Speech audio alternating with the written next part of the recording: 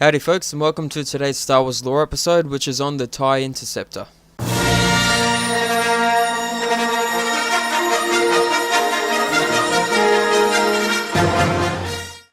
Constructed during the latter years of Emperor Palpatine's reign, the Tie Interceptor was the next generation of space superiority combat craft created specifically for the Imperial fleet. Developed using design techniques and experimental systems tested in the prototype Tie Advanced, flown by Darth Vader, the Interceptor was brought into service just after the Rebel Alliance's retreat from the Ice World of Hoth. The Starfighter was more maneuverable and better armed than both the standard TIE Fighter and Darth Vader's prototype. The Interceptor soon became the craft of choice for the Empire's fighter aces. Squadrons such as Baron Suntifel's notorious 181st Fighter Division made their reputations at the helm of these deadly ships, and many Rebel flyers were killed under the guns of the craft they nicknamed Squints after their narrow shape. And of those of you that don't know, the 181st Squadron is pretty much Rogue Squadron's nemesis. But how the Rebels had Rogue Squadron, they're pretty much one of, if not the top elite fighter squadrons that the Rebels had. The 181st was like that, one of their top fighter squadrons. And as with the TIE Fighter, TIE Bomber, TIE Advance and other twin iron engine variants, the task of building the Interceptor fell to the Empire's most trusted shipwrights, the Sienna Fleet Systems Corporation, which supplied almost all the fighter craft for the Imperial Naval Armada. An advanced breakthrough iron engine system gave the TIE Interceptor its blinding top speed of 110 megalight, just shy of the Rebel Alliance A-Wing's maximum velocity of 120 megalight. And for those of you who are unaware, the megalight per hour, or MGLT, was a unit used to measure the relative sublight speed of starships and starfighters in space, or in real space. So, to give a comparison, a Y-Wing's top speed was 70 megalight, and a TIE Interceptor is 110, whereas the A-Wing, as I said before, was 120. Now, the TIE Interceptor was capable of a very rapid 21 megalight per second acceleration, and its adaptable ion stream projector and manual steering deflectors gave the craft an impressive maneuverability rating of 104 DPF. And DPF was a standard unit for rating the maneuverability of starfighters and starships.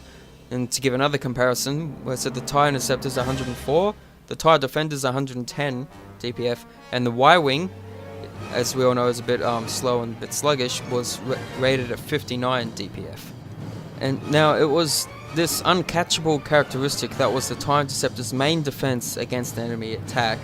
Although thanks to its bent wing profile, the ship had a smaller target silhouette than the standard TIE Fighter, making it harder for enemy gunners to lock onto. Like its sister craft, the TIE Interceptor sacrificed any hull armor, deflector shields, hyperdrive systems and environmental life support for its increased performance. The cockpit ball was identical to that of the standard TIE Fighter, and despite its quadanium steel solar panels and a titanium alloy fuselage, the TIE Interceptor had a hull rating of just 16 resistance units, or RU. Interceptor pilots were forced to wear sealed vacuum suits at all times, as the ships could only carry them and a mere 75 kilograms of additional equipment. Armed with 4 LS series laser cannons on the tip of each solar panel wing, the pilots had a broad field of fire, and a suite of advanced targeting software aided attacks.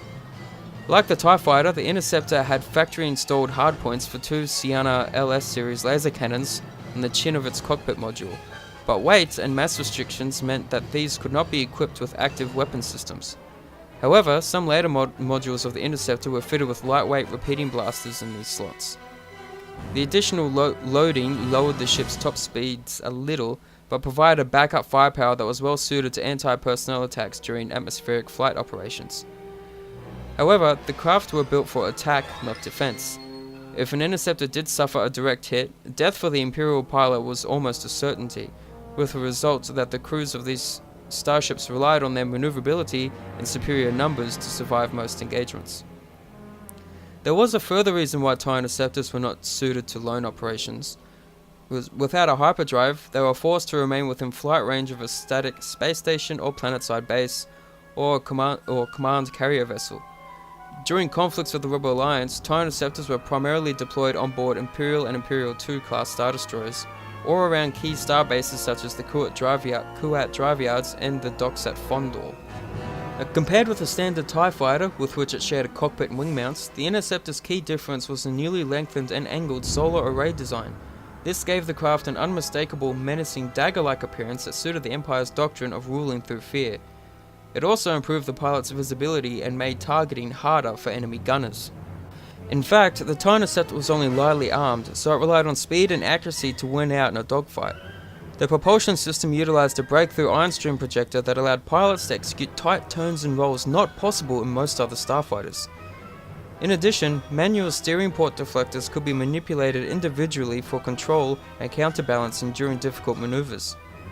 Small binocular scanner modules were fitted at the midline of the Tie Interceptor solar panels, creating an overlapping stereoscopic sensor field for the ship's advanced targeting software.